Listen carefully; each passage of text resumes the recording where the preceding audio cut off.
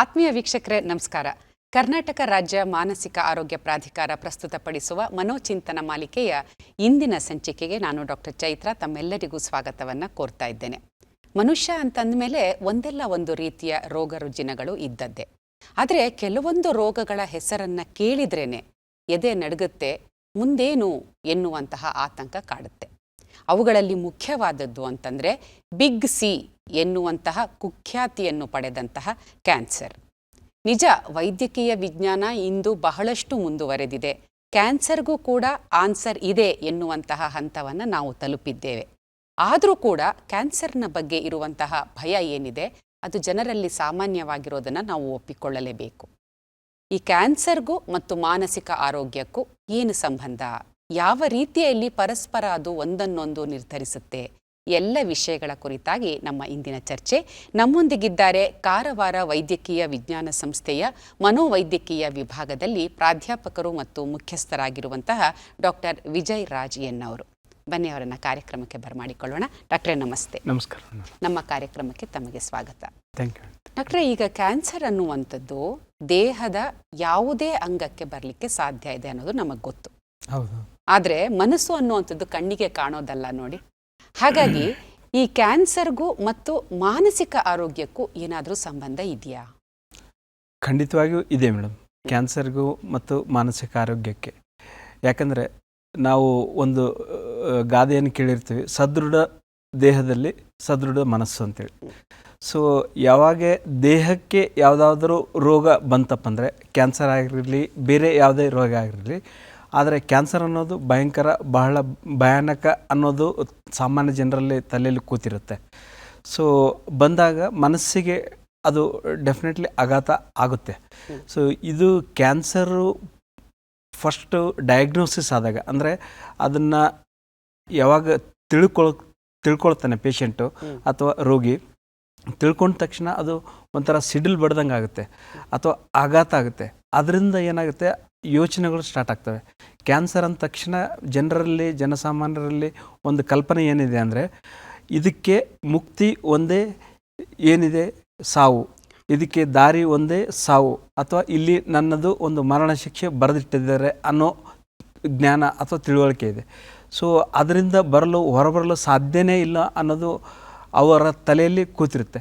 So ಅದರಿಂದ ಏನಾಗುತ್ತೆ, ಆಲೋಚನೆ ಒಂದಕ್ಕೊಂದು ಮುಂದೆ ಏನಾಗುತ್ತೋ, ಈ ಡಯಾಗ್ನೋಸಿಸ್ ಆದಮೇಲೆ ಮುಂದೆ ಏನು ಟ್ರೀಟ್ಮೆಂಟ್ ಕೊಡ್ತಾರೋ, ಯಾವ ಹಂತದಲ್ಲಿ ಇದೆನೋ, ಮುಂದೆ ಟ್ರೀಟ್ಮೆಂಟ್ ಕೊಟ್ಟ ಮೇಲೆ ನಾನು ಸರಿಯಾಗ್ತೀನೋ ಇಲ್ವೋ, ಅಥವಾ ಸರಿಯಾದ ಮೇಲೆ ನನ್ನ ಜೀವನ ಹೆಂಗಿರುತ್ತೆ, ನಾನು ಫ್ಯಾಮಿಲಿಗೆ ಏನಾದರೂ ಕೊಡುಗೆ ಕೊಡ್ತೀನಾ ಇಲ್ವಾ, ಅಥವಾ ಮಕ್ಕಳನ್ನು ಅಥವಾ ಬೇರೆ ಸಂಬಂಧಿಕರನ್ನು ಮೊದಲೇ ಬಿಟ್ಟು ಹೋಗ್ತೀನ ಅನ್ನೋ ಆಲೋಚನೆಗಳು ಸುತ್ತಿ ಬರ್ತಾ ಸ್ಟಾರ್ಟ್ ಆಗ್ತಾ ಹೋಗ್ತವೆ. ಅದರಿಂದ ಆ ಆಲೋಚನೆಗಳು ಪದೇ ಬರೋದ್ರಿಂದ ಮೊದಲನೇದಾಗಿ ನಿದ್ರಾಹೀನತೆಯಿಂದ ಸ್ಟಾರ್ಟ್ ಆಗಿ, ಆಮೇಲೆ ದಿನ ಚಟುವಟಿಕೆ ಅಡಚಣೆಯಾಗಿ, ನಂತರ ಅವರಿಗೆ ಅಳುವುದು, ಸೊ ನಂತರ ಖಿನ್ನತೆ ಅಥವಾ ಆತಂಕ, ಇಂಥ ಮನೋರೋಗಗಳು ಬರಲಿಕ್ಕೆ ಚಾನ್ಸಸ್ಸು ಒಂದಕ್ಕೊಂದು ಈ ದೇಹಕ್ಕೆ ಮತ್ತು ಮನಸ್ಸಿಗೆ ಸಂಬಂಧ ಕಲ್ಪಿಸಿಕೊಡ್ತದೆ. ಇದಕ್ಕೆ ಎಮೋಷ್ನಲ್ ಆಗಿ ರಿಯಾಕ್ಟ್ ಆಗ್ತಾನೆ ಯಾವಾಗಲೂ, ಭಾವನಾತ್ಮಕವಾಗಿ. ಯಾಕಂದರೆ ಕುಟುಂಬ ಆಗಲಿ, ಇದು ಆ ವ್ಯಕ್ತಿಗೆ ಅಷ್ಟೇ ಅಲ್ಲ, ಕುಟುಂಬಕ್ಕೆ, ಸಮಾಜಕ್ಕೆ, ವ್ಯಕ್ತಿತ್ವಕ್ಕೆ ಎಲ್ಲದಕ್ಕೂ ಎಫೆಕ್ಟ್ ಆಗೋದರಿಂದ, ಆರ್ಥಿಕವಾಗಿಯೂ ಎಫೆಕ್ಟ್ ಆಗೋದ್ರಿಂದ ಈಗ ಅಲ್ಲಿ ಅವನೇನಾಗುತ್ತೆ, ಭಾವನಾತ್ಮಕವಾಗಿ ಆಲೋಚನೆ ಮಾಡ್ತಾನೆ. ಆಲೋಚನೆಯಿಂದ ಆವಾಗ ಏನಾಗುತ್ತೆ, ಮಾನಸಿಕ ರೋಗ ಬರಲು ಇನ್ನಷ್ಟು ಸಾಧ್ಯತೆ ಹೆಚ್ಚಾಗುತ್ತೆ. ಅಂದರೆ ಖಂಡಿತವಾಗಿ ನೀವು ಹೇಳ್ತಾ ಇದ್ದೀರಿ, ಮನಸ್ಸಿಗೂ ಅಂದರೆ ಮಾನಸಿಕ ಆರೋಗ್ಯಕ್ಕೂ ಮತ್ತು ಕ್ಯಾನ್ಸರ್ಗೂ ಸಂಬಂಧ ಇದ್ದೇ ಇದೆ ಅಂತ ಹೇಳಿ ಅಲ್ವಾ? ಸರಿ, ಈಗ ಕ್ಯಾನ್ಸರ್ ರೋಗಿಗಳಲ್ಲಿ ಮಾನಸಿಕ ಅಸ್ವಸ್ಥತೆ ಇರುವಂತಹ ಶೇಕಡ ಪ್ರಮಾಣ ಎಷ್ಟಿರುತ್ತೆ? ಇದು ಸುಮಾರು 100 ಜನರಲ್ಲಿ ತೊಗೊಂಡ್ರೆ 1/3 1/4 ಅಂತ ಹೇಳ್ತೀವಿ ನಾವು. ಅಂದರೆ 1/3 ಅಂದರೆ 100 ಜನರಲ್ಲಿ 33 ಜನಕ್ಕೆ ಡೆಫಿನೆಟ್ಲಿ ಕಾಯಿಲೆ ಸಣ್ಣ ಪುಟ್ಟದ್ದು ಇರುತ್ತೆ.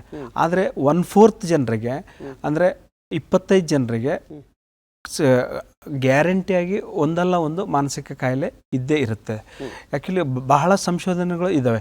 ಇದರಲ್ಲಿ 9ರಿಂದ 60% ಇದ್ದಾವೆ. ಇದರಲ್ಲಿ ಗಂಡಸರಲ್ಲಿ ಏನಂದರೆ ಓರಲ್ ಕ್ಯಾನ್ಸರಲ್ಲಿ ಓರೋಫೆರೆಂಜಿಯಲ್ ಕ್ಯಾನ್ಸರು ಮತ್ತು ಲಂಗ್ ಕ್ಯಾನ್ಸರು ಮತ್ತು ಇದು ಪ್ಯಾನ್ಕ್ರಿಯಾಟಿಕ್ ಕ್ಯಾನ್ಸರ್ ಅಂತ ಹೇಳ್ತೀವಿ ನಾವು. ಸೊ ಇವು 4. ಹೆಂಗಸರಲ್ಲಿ ಕಾಮನ್ ಆಗಿ ಸ್ತನ ಅಂದರೆ ಬ್ರೆಸ್ಟ್ ಕ್ಯಾನ್ಸರು ಅಥವಾ ಯೂಟ್ರಸ್ ಅಥವಾ ಸರ್ವಿಕ್ಸ್ ಕ್ಯಾನ್ಸರ್ ಅಂತೇಳಿ. ಸೊ ಇದರಲ್ಲಿ ಏನಂದರೆ ಆಲ್ರೆಡಿ ಯಂಗ್ಸರು ಅಲ್ಲಿ ಹಾರ್ಮೋನ್ ರಿಲೇಟೆಡ್ ಇರೋದ್ರಿಂದ, ಇದಕ್ಕೆ ಹಾರ್ಮೋನ್ಗೆ ಸಂಬಂಧ ಇರೋದ್ರಿಂದ, ಹಾರ್ಮೋನ್ ಮೆದುಳಿನ ಮೇಲೆ ಎಫೆಕ್ಟ್ ಆಗೋದ್ರಿಂದ ಡೆಫಿನೆಟ್ಲಿ ಇದು ಮತ್ತೆ ಮನಸ್ಸಿಗೆ ಆಘಾತ ನೀಡುತ್ತೆ. ಸೊ ಇದು ಟೋಟಲಿ ಓವರಾಲ್ ನೋಡೋದಾದರೆ 9% ವರೆಗೆ, ಅಂದರೆ 60%, 100ರಲ್ಲಿ 60% ಜನರು ಒಂದಲ್ಲ ಒಂದು ರೀತಿಯಲ್ಲಿ ಆತಂಕ, ಖಿನ್ನತೆ ಇಂಥವು ಯಾವುದಾದ್ರೂ ಒಂದು ಕಾಯಿಲೆಯಿಂದ ಬಳಲ್ತಾರೆ. ಈಗ ಸಾಮಾನ್ಯವಾಗಿ ಕಂಡು ಬರುವಂತಹ ಮನೋರೋಗಗಳು ಯಾವುದು ಕ್ಯಾನ್ಸರ್ ರೋಗಿಗಳಲ್ಲಿ? ಯಾಕಂದರೆ ನೀವು ಹೇಳಿದ್ರಿ 9% ಜನರಿಗೆ ಒಂದಲ್ಲ ಒಂದು ರೀತಿಯ ಮಾನಸಿಕ ಅಸ್ವಸ್ಥತೆ ಇರುವ ಸಾಧ್ಯತೆ ಇದೆ, ಅಂದರೆ ಅರ್ಧಕ್ಕಿಂತ ಹೆಚ್ಚಾಯಿತು. ಹಾಗಾಗಿ ಯಾವುದೆಲ್ಲ ಕಂಡು ಬರುತ್ತೆ? ಸಾಮಾನ್ಯವಾಗಿ ಅಡ್ಜಸ್ಟ್ಮೆಂಟ್ ಡಿಸಾರ್ಡರ್ ಅಂತೀವಿ ಫಸ್ಟಿಗೆ. ಅಂದರೆ ಅದಕ್ಕೆ ಹೊಂದಿಕೊಳ್ಳೋದು. ಫಸ್ಟಿಗೆ ಏನಂದರೆ ಕ್ಯಾನ್ಸರ್ ಅಂತ ಡಯಾಗ್ನೋಸಿಸ್ ಮಾಡಿದ ತಕ್ಷಣ ಒಪ್ಪಂಗಿಲ್ಲ ಮನಸ್ಸು. ನನಗೆ ಕ್ಯಾನ್ಸರ್ ಇದೆ, ನಾನು ಸಾಯ್ತಾ ಇದ್ದೀನಿ, ಅಥವಾ ನನಗೆ ಮುಂದೆ ಬದುಕಿಲ್ಲ ಅನ್ನೋದನ್ನು ಒಪ್ಕೊಳ್ಳೋಕ್ಕೆ ಆಗಲ್ಲ. ಇಲ್ಲಿ ಕ್ಯಾನ್ಸರ್ ಇದೆ ಅಂತೇಳಿ ಅದಕ್ಕೆ ಪ್ರೂಫು ಎಲ್ಲವೂ ತೋರಿಸ್ತಾರೆ ಡಾಕ್ಟ್ರು, ಬಟ್ ಅದನ್ನು ಒಪ್ಕೊಳ್ಳೋಕ್ಕೆ ಸಮಯ ಬೇಕಾಗತ್ತೆ. ಸೊ ಅದರಿಂದ ನಾವು ಅದನ್ನು ಒಂದು ಅಡ್ಜಸ್ಟ್ಮೆಂಟ್ ಡಿಸಾರ್ಡರ್ ಅಥವಾ ಅಡ್ಜಸ್ಟ್ಮೆಂಟ್ ಕಾಯಿಲೆ ಅಂತೀವಿ. ಅದರಲ್ಲಿ ಒಂದು ಖಿನ್ನತೆ ಸಿಂಪ್ಟಮ್ಸು ಲಕ್ಷಣಗಳು ಜೊತೆಗಿರ್ಬೋದು, ಅಥವಾ ಆತಂಕದ ಲಕ್ಷಣಗಳು ಇರ್ಬೋದು. ಸೊ ಅದಲ್ಲದೆ ನೆಕ್ಸ್ಟ್ ಬಂದು ಖಿನ್ನತೆ ಗೊತ್ತು, ಅದು ನಿಮಗೆ 2 ವಾರಗಳವರೆಗೆ ನಿರಾಸಕ್ತಿ, ನಿರುತ್ಸಾಹ, ಸೊ ದುಃಖದ ಭಾವನೆ, ಸೊ ಆಮೇಲೆ ಎನರ್ಜಿ ಇರಲಾರ್ದಂಥದ್ದು ಕಂಟಿನ್ಯೂಸ್ ಆಗಿ ಇದ್ದರೆ ಅದು ಖಿನ್ನತೆ ಅಂತೀವಿ. ಆತಂಕ ಯಾವಾಗಲೂ ಅದ್ರ ಬಗ್ಗೆ, ಅಂದರೆ ಕಾಲ್ಪನಿಕವಾಗಿ ಅದ್ರ ಬಗ್ಗೆ ನಾವು ಆಲೋಚನೆ ಮಾಡೋದು, ಏನಾಗ್ಬಿಡುತ್ತೇನೋ, ಮುಂದೆ ಏನಾಗ್ತೇನೋ, ಮುಂದೆ ಈ ಟ್ರೀಟ್ಮೆಂಟ್, ಈ ಕೆಮಿಯೋಥೆರಪಿ ಆದಮೇಲೆ ಏನಾಗುತ್ತೇನೋ, ಜೀವ ಹೋಗುತ್ತೇನೋ, ಈ ರೇಡಿಯೇಷನ್ ಆದಮೇಲೆ ಹೋಗುತ್ತೇನೋ ಅಂತೇಳಿ, ಅಂದರೆ ಈ ಆತಂಕ. ಅದಲ್ಲದೆ ಸುಸೈಡಲ್ ಭಾವನೆಗಳನ್ನು, ಆತ್ಮಹತ್ಯೆ ಆಲೋಚನೆ ಮತ್ತು ಮಾಡಿಕೊಳ್ಳೋದು. ಸೊ ಆಲೋಚನೆಯಿಂದ ಸ್ಟಾರ್ಟ್ ಆಗುತ್ತೆ ಆ್ಯಕ್ಚುಲಿ. ಅಂದರೆ ನನಗೆ ಮುಂದೆ ಬದುಕಿಗೆ ದಾರಿ ಇಲ್ಲ ಅಂದಮೇಲೆ ಆತ್ಮಹತ್ಯೆ ಆಲೋಚನೆಗಳು. ಸೊ ಅಡ್ಜಸ್ಟ್ಮೆಂಟ್ ಡಿಸಾರ್ಡರಿಂದ ಹಿಡ್ಕೊಂಡು ಆತಂಕ, ಖಿನ್ನತೆ ಮತ್ತು ಈ ಸುಸೈಡಲ್ ಆತ್ಮಹತ್ಯೆ ಅಲ್ಲದೆ ಸೈಕೋಸಿಸ್ ಪ್ಲಸ್ ಡೆಲೀರಿಯಮ್ ಮತ್ತು ಡಿಮೆನ್ಷಿಯಾ ಅಂಥ ಕಾಯಿಲೆಗಳನ್ನು ಬರ್ತವೆ. ಡೆಲೀರಿಯಮ್ಮು ಈಗ ಓಲ್ಡ್ ಏಜಲ್ಲಿ ಬರುತ್ತೆ. ಡೆಲೀರಿಯಮ್ ಅಂದರೆ ಅವ್ರಿಗೆ ಸ್ವಲ್ಪ ಅಂದರೆ ಜ್ಞಾನ ತಪ್ಪೋಗ್ಬಿಡುತ್ತೆ, ಕನ್ಫ್ಯೂಸ್ಡ್ ಆಗಿಬಿಡ್ತಾರೆ. ಸೊ ಈ ರೀತಿ ಮಕ್ಕಳಲ್ಲಿ ಕ್ಯಾನ್ಸರ್ ಬಂದಾಗ ಮಕ್ಕಳಲ್ಲಿನೂ ಕೆಲವೊಂದು ಕ್ಯಾನ್ಸರ್ಗಳಿದ್ದಾವೆ. ಸೊ ಅವರಲ್ಲಿನೂ ಮಕ್ಕಳಲ್ಲಿ ಖಿನ್ನತೆನೂ ಬರ್ಬೋದು. ಯಾಕಂದರೆ ಬೇರೆ ಮಕ್ಕಳು ಆಟ ಆಡ್ತಾರೆ, ಬೇರೆ ಮಕ್ಕಳು ಓಡಾಡ್ತಾರೆ, ನನಗೆ ಕೆಮೊಥೆರಪಿ ಮಾಡ್ತಾರೆ, ರೇಡಿಯೋಥೆರಪಿ ಮಾಡ್ತಾರೆ, ಕೂದಲು ಹೋಗ್ಬಿಟ್ಟಿರ್ತವೆ. ಸೊ ನಾನು ದೈಹಿಕವಾಗಿ ಭಾಳ ಕ್ಷೀಣಿಸಿರ್ತೀನಿ. ಸೊ ಈ ರೀತಿಯೆಲ್ಲ ಅವ್ರ ತಲೆಯಲ್ಲಿ ಅಥವಾ ಆತ್ಮದಲ್ಲಿ ಅಂದರೆ ಸೆಲ್ಫ್ ಎಸ್ಟೀಮ್ ಕಡಿಮೆ ಆಯ್ತಪ್ಪ ಅಂದರೆ, ಸೊ ಅದು ಮಾನಸಿಕ ಇನ್ನೊಂದು ಕಾಯಿಲೆ ಬರಲಿಕ್ಕೆ ಆ ಸೆಲ್ಫ್ ಎಸ್ಟೀಮ್ನಿಂದ ಬೇರೆ ಇವೆಲ್ಲವೂ ಅಡ್ಜಸ್ಟ್ಮೆಂಟ್ ಡಿಸಾರ್ಡರಿಂದ ಹಿಡ್ಕೊಂಡು ಖಿನ್ನತೆ, ಆತಂಕ, ಸುಸೈಡಲ್ಲು ಪ್ಲಸ್ ಸೈಕೋಸಿಸ್, PTSD ಅಂದರೆ ಪೋಸ್ಟ್ ಟ್ರಾಮ್ಯಾಟಿಕ್ ಸ್ಟ್ರೆಸ್ ಡಿಸಾರ್ಡರ್ ಅಂತೀವಿ ಮೇಡಮ್. ಸೊ ಇದು ಟ್ರಾಮಾ ಅಲ್ವಾ, ಬಿಗ್ ಟ್ರಾಮಾ. ಸೊ ಇದು ಟ್ರಾಮಾ ಟು ಆ ಸ್ಟ್ರೆಸ್ ಆಗುತ್ತದೆ, ಆ ಸ್ಟ್ರೆಸ್ಸಿಂದ ಎದೆ ಡಬ ಅಂತ ಹೊಡ್ಕೊಳ್ಳೋದು. ಸೊ ಆ ರೀತಿ ಅದನ್ನು ಅಂದರೆ ಆ ಕ್ಷಣನ ನೆನೆಸ್ಕೊಂಡು ಒಮ್ಮೆಲೆ ಭಯ ಬೀಳೋದು, ಏನಾಗ್ಬಿಡುತ್ತೆ ಅನ್ನೋದು, ಆ ರೀತಿ PTSD ಅಂತೀವಿ. ಸೊ ಇಂಥ ಎಲ್ಲ ಕಾಯಿಲೆಗಳು ಸಾಮಾನ್ಯವಾಗಿ ಬರ್ತವೆ. ಆದರೆ ಅಡ್ಜಸ್ಟ್ಮೆಂಟ್ ಡಿಸಾರ್ಡರ್ ಅತಿ ಹೆಚ್ಚು. ನೆಕ್ಸ್ಟ್ ಬಂದು ಖಿನ್ನತೆ.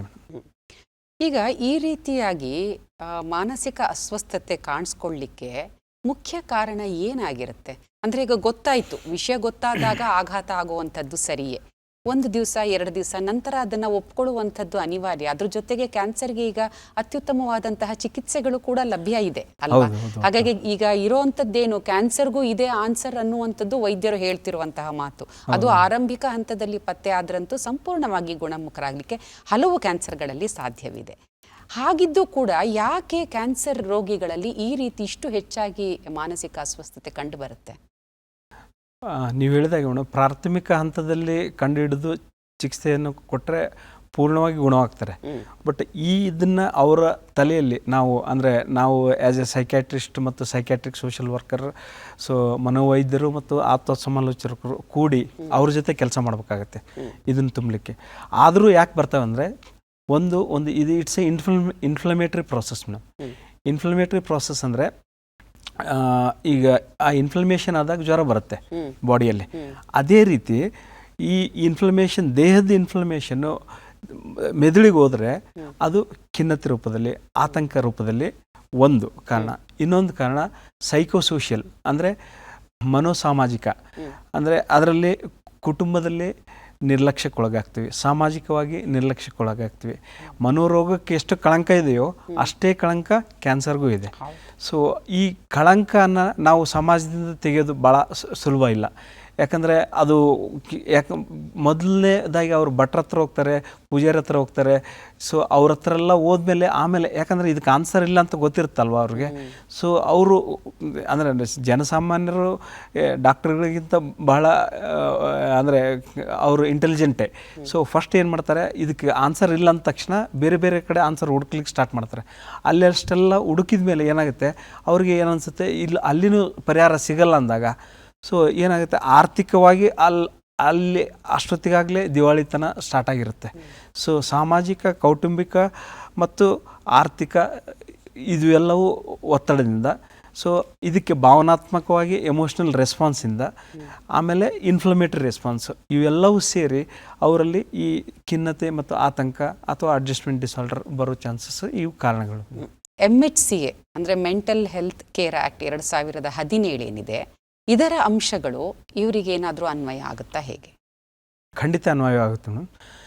ಹೌದು, ಯಾಕಂದರೆ ಈ ಮೆಂಟಲ್ ಹೆಲ್ತ್ ಕೇರ್ ಆ್ಯಕ್ಟ್ ತಂದಿರೋದೇ ಬದುಕಿನಲ್ಲಿ ಮತ್ತು ಮರಣದಲ್ಲೂ ಘನತೆ ಇರಬೇಕಂತೇಳಿ.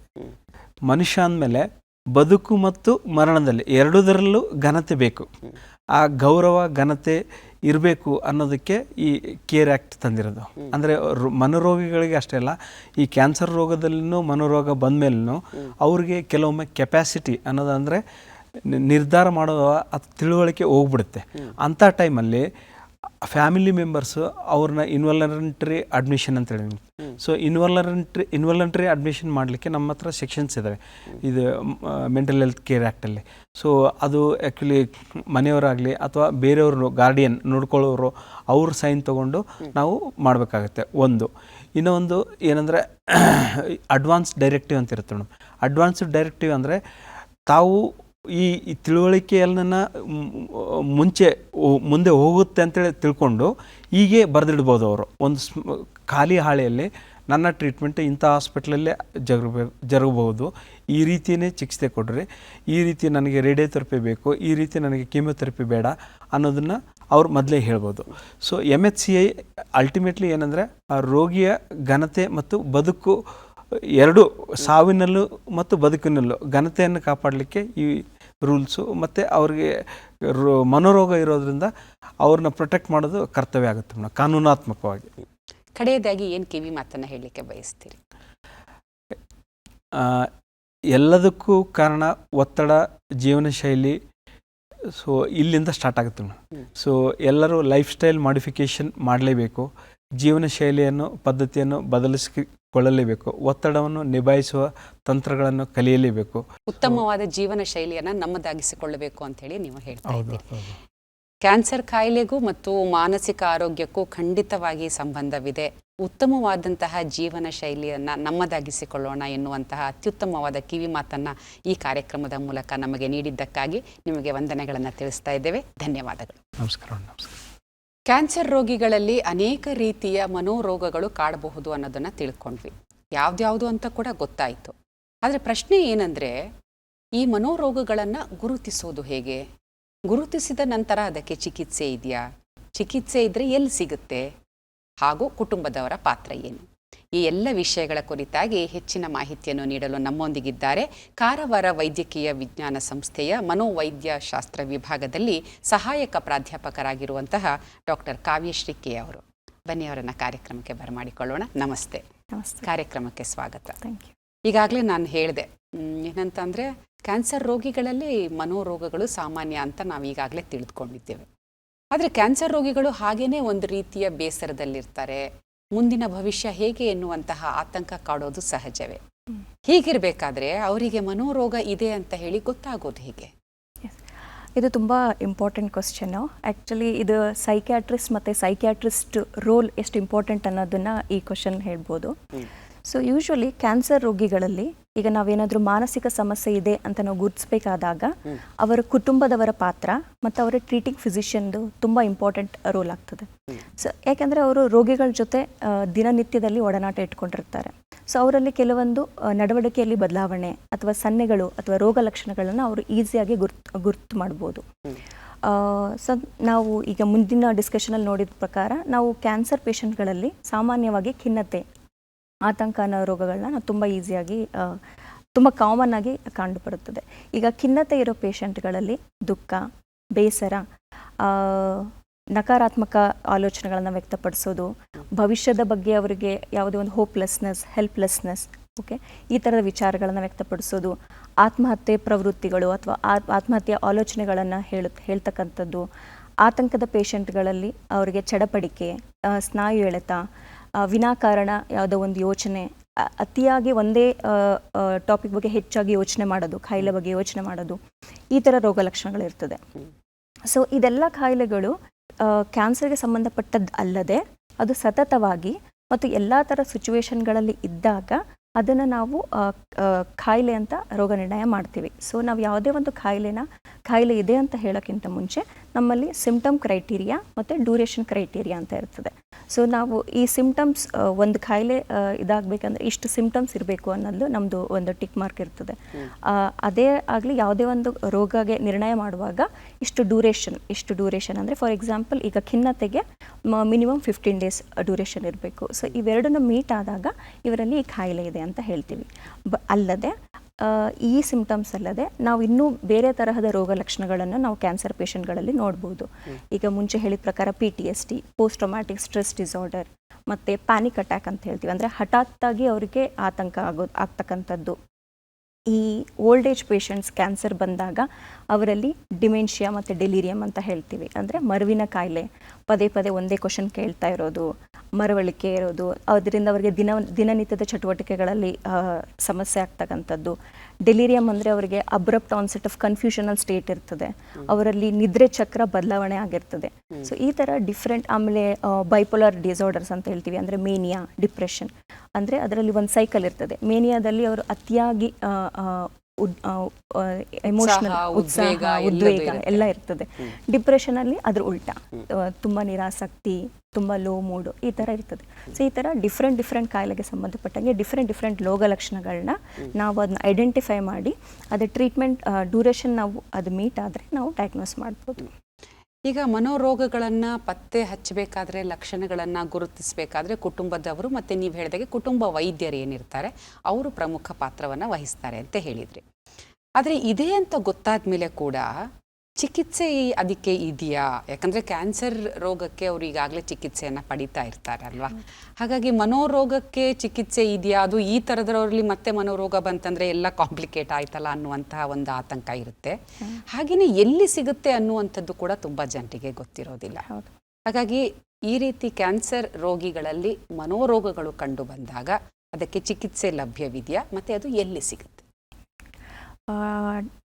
ಖಂಡಿತ ಮ್ಯಾಮ್. ಕ್ಯಾನ್ಸರ್ ರೋಗಿಗಳಲ್ಲಿ ಮನೋರೋಗ ಇದ್ದಾಗ ಅದಕ್ಕೆ ಚಿಕಿತ್ಸೆ ಖಂಡಿತವಾಗಿದೆ ಮತ್ತು ಅದಕ್ಕೆ ಸಪರೇಟ್ ಟ್ರೀಟ್ಮೆಂಟೇ ಇದೆ.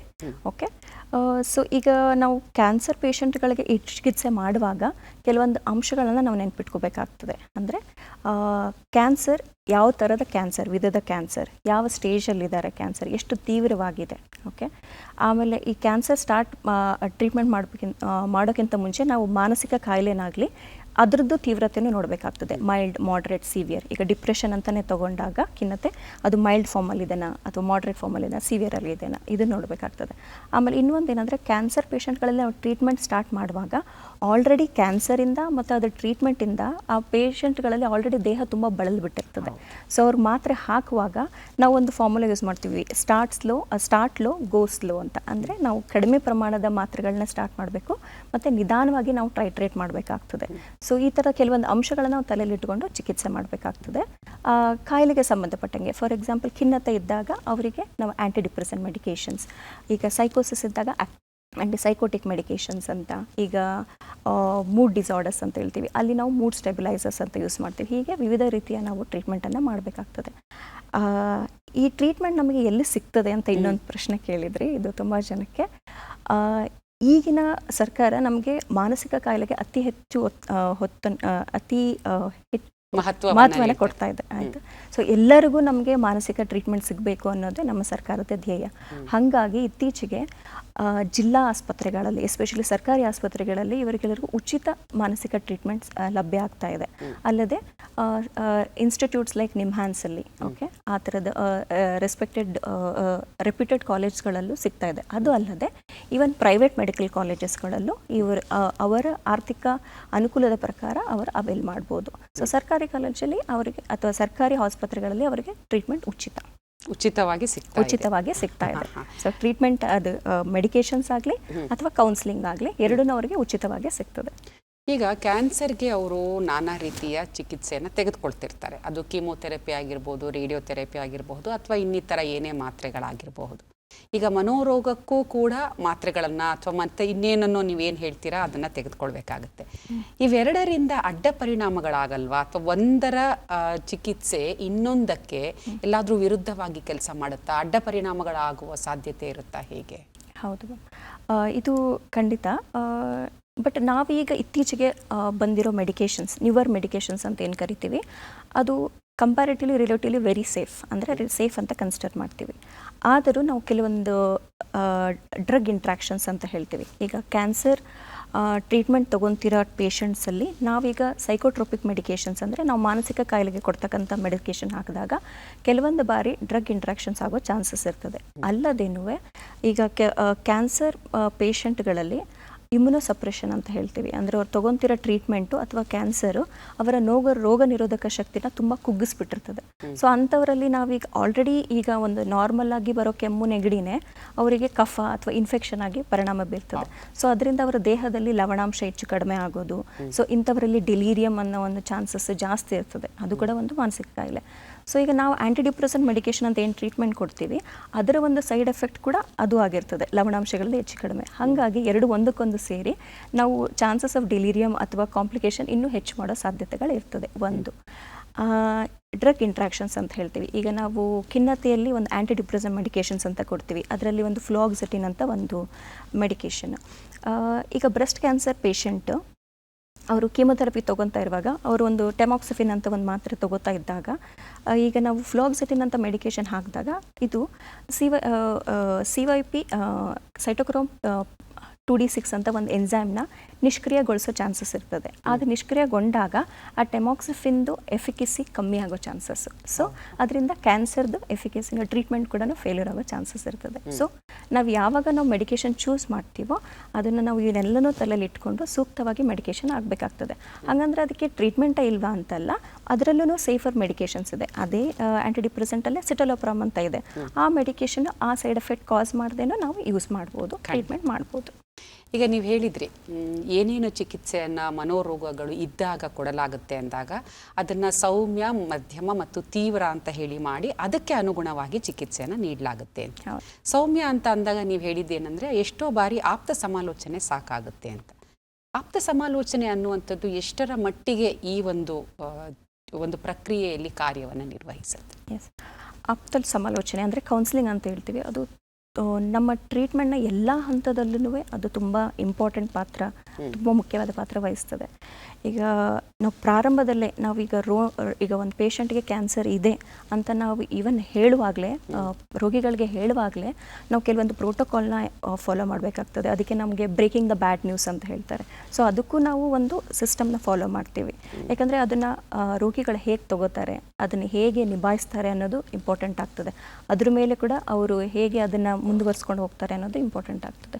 ಸೊ ಈಗ ನಾವು ಬ್ರೇಕಿಂಗ್ ದ ಬ್ಯಾಡ್ ನ್ಯೂಸ್ ಆ ವಿಷಯನ ಅವ್ರಿಗೆ ಹೇಳಬೇಕು ಅಂದಾಗ ಸ್ಪೈಕ್ಸ್ ಕ್ರೈಟೀರಿಯಾ ಅಂತ ಹೇಳ್ತೀವಿ. ಅಂದರೆ ಎಸ್ ಫಾರ್ ಸೆಟ್ಟಿಂಗ್, ಅಂದರೆ ನಾವು ಇಂಟರ್ವ್ಯೂನ ಸೆಟಪ್ ಮಾಡಬೇಕಾಗ್ತದೆ. ಈ ಥರ ನಾವು ಪೇಷಂಟ್ಗೆ ಕೆಲವೊಂದು ಸರಿ ಅವ್ರ ಕುಟುಂಬದವ್ರನ್ನ ಇನ್ವಾಲ್ವ್ ಮಾಡ್ಕೋಬೇಕು ಅಂತ ಎಕ್ಸ್ಪೆಕ್ಟ್ ಮಾಡ್ತಾರೆ, ಕೆಲವೊಬ್ಬರು ನಾನು ಒಬ್ಬನೇ ಇದರಲ್ಲಿ ಇನ್ವಾಲ್ವ್ ಆಗಬೇಕು ಅಂತ ಎಕ್ಸ್ಪೆಕ್ಟ್ ಮಾಡ್ತಾರೆ. ಸೊ ಅವರ ನಿರ್ಣಯನ ನಾವು ಗೌರವಿಸಬೇಕಾಗ್ತದೆ. ಸೊ ಆ ಥರ ಸೆಟ್ಟಿಂಗ್ ಮಾಡೋದು. ಓಕೆ. P ಅಂದರೆ ಪರ್ಸೆಪ್ಷನ್, ಅಂದರೆ ಪೇಷಂಟು ಅವ್ರಿಗೆ ಆಲ್ರೆಡಿ ಇರೋ ಕಾಯಿಲೆ ಬಗ್ಗೆ ಏನಾದರೂ ತಿಳ್ಕೊಂಡಿದ್ದಾರಾ, ಎಷ್ಟು ತಿಳ್ಕೊಂಡಿದ್ದಾರೆ, ಎಷ್ಟು ಸರಿಯಾಗಿ ತಿಳ್ಕೊಂಡಿದ್ದಾರೆ. ಸೊ ಅದನ್ನು ನಾವು ಅಸೆಸ್ ಮಾಡಬೇಕಾಗ್ತದೆ. I ಅಂತಂದರೆ ಅವ್ರದ್ದು ಇನ್ಪುಟ್ ತೊಗೋಬೇಕಾಗ್ತದೆ. ಅವ್ರಿಗೆ ಏನೇನು ಗೊತ್ತು, ಅದನ್ನು ಅವ್ರಿಗೆ ಏನು ಗೊತ್ತು ಅನ್ನೋದನ್ನು ಲಿಸ್ಟ್ ಮಾಡಿ, ಕೆ ಅಂದರೆ ನಾಲೆಜ್, ನಾವು ರೋಗ ಕಾಯಿಲೆ ಬಗ್ಗೆ ಇರೋವಂಥ ನಾಲೆಜ್ನ ಅವ್ರಿಗೆ ಇಂಪಾರ್ಟ್ ಮಾಡಬೇಕಾಗ್ತದೆ. ದೆನ್ ಕಮ್ಸ್ ಇ ಅಂದರೆ ಎಂಪತಿ, ಅಂದರೆ ನಾವು ಅವರಿಗೆ ಅವರ ಕಂಡೀಷನ್ ಅರ್ಥ ಮಾಡಿಕೊಂಡು ಅವರಿಗೆ ನಾವು ಸ್ಪಂದಿಸಬೇಕಾಗ್ತದೆ. ಎಸ್ ಅಂದರೆ ಸಮ್ಮರಿ. ಸೊ ಈ ಥರ ನಿಮಗೆ ಕಾಯಿಲೆ ಇದೆ, ನಿಮಗೆ ಈ ಸಮಸ್ಯೆ ಇದೆ, ನಿಮಗೆ ಈ ಥರ ಟ್ರೀಟ್ಮೆಂಟ್ ಅವೈಲಬಲ್ ಇದೆ, ಸೊ ನೀವು ಇದನ್ನು ಫಾಲೋ ಮಾಡ್ಬೋದು, ನಿಮಗೆ ಕೌನ್ಸಿಲಿಂಗ್ ಇಲ್ಲಿ ಸಿಗ್ತದೆ ಅಂತೆಲ್ಲ ನಾವು ಅವ್ರಿಗೆ ಹೇಳ್ಬೋದು. ಸೊ ನಾವು ಬರೀ ರೋಗ ನಿರ್ಣಯ ಅವ್ರಿಗೆ ಹೇಳುವಾಗಲೇ ನಾವು ಇಷ್ಟೊಂದು ಫಾಲೋ ಮಾಡಬೇಕಾಗ್ತದೆ ಕೌನ್ಸಿಲಿಂಗಲ್ಲಿ. So even throughout the process, ಅಂದರೆ ಅವರು ಟ್ರೀಟ್ಮೆಂಟ್ ತೊಗೊಳ್ತಾ ಇರುವಾಗ್ಲೂ ಅವ್ರು ಹೇಗೆ ಅದನ್ನು ಪ್ರಾಸೆಸಿಂಗ್ ಮಾಡ್ತಾ ಇದ್ದಾರೆ, ನಡುವೆ ಏನಾದರೂ ಅವರಿಗೆ ಅನುಮಾನ ಇದೆ ಯಾವುದೋ ಚಿಕಿತ್ಸೆ ಬಗ್ಗೆ, ಅವ್ರ ನಡುವೆ ಮನೋಸ್ಥೈರ್ಯ ಕಳ್ಕೊಬೋದು, ಆ ಟೈಮಲ್ಲಿ ನಾವು ಅವ್ರ ಜೊತೆಗೆ ಸಪೋರ್ಟಿವ್ ಆಗಿರಬೇಕಾಗ್ತದೆ. ಈವನ್ ಟ್ರೀಟ್ಮೆಂಟ್ ಕೊನೆ ಹಂತದಲ್ಲೂ ಕೂಡ, ಅಂದರೆ ಇನ್ನೇನು ಟ್ರೀಟ್ಮೆಂಟ್ ಮುಗಿಸ್ತಾ ಇದ್ದಾರೆ ಅನ್ನೋ ಹಂತದಲ್ಲೂ ನಾವು ಅವ್ರ ಜೊತೆ ಕೊನೆಗೆ ಇರಬೇಕಾಗ್ತದೆ. ಯಾಕಂದರೆ ಅವ್ರ ಟ್ರೀಟ್ಮೆಂಟ್ ಮುಗಿದ ಮೇಲೂ ಕೂಡ ಅವರಿಗೆ ಮತ್ತೆ ಮರುಕಳಿಸೋ ಚಾನ್ಸಸ್ಸು ಅನ್ನೋ ಭಯ ಇರ್ತದೆ, ಆತಂಕ ಇರ್ತದೆ. ಸೊ ಎಲ್ಲ ಹಂತದಲ್ಲೂ ನಾವು ಕೌನ್ಸಿಲಿಂಗ್ ತುಂಬ ಇಂಪಾರ್ಟೆಂಟ್ ಆಗುತ್ತೆ. ಕುಟುಂಬದವರ ಪಾತ್ರ ಈ ಸಂಪೂರ್ಣ ಪ್ರಕ್ರಿಯೆಯಲ್ಲಿ ಎಷ್ಟರ ಮಟ್ಟಿಗೆ?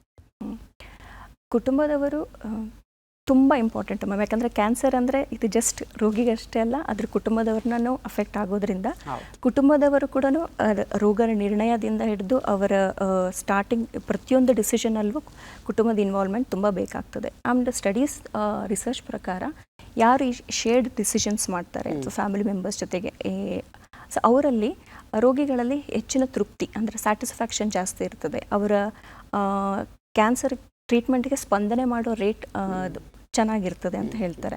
ಸೊ ಈಗ ಹಲವಾರು ರೀತಿಯಲ್ಲಿ ಕುಟುಂಬದವರ ರೋಲ್ ಇಂಪಾರ್ಟೆಂಟ್. ಯಾವ ರೀತಿ ಅಂದರೆ ಭಾವನಾತ್ಮಕ ಬೆಂಬಲ, ಅಂದರೆ ಅವರಿಗೆ ಪ್ರೀತಿ ಕೊಡೋದು, ಪ್ರೋತ್ಸಾಹ ನೀಡೋದು, ಓಕೆ ನಾವಿದ್ದೀವಿ ಆ ಸೇಫ್ಟಿ ಫೀಲಿಂಗ್ ಕೊಡೋದು, ಆ ಥರ.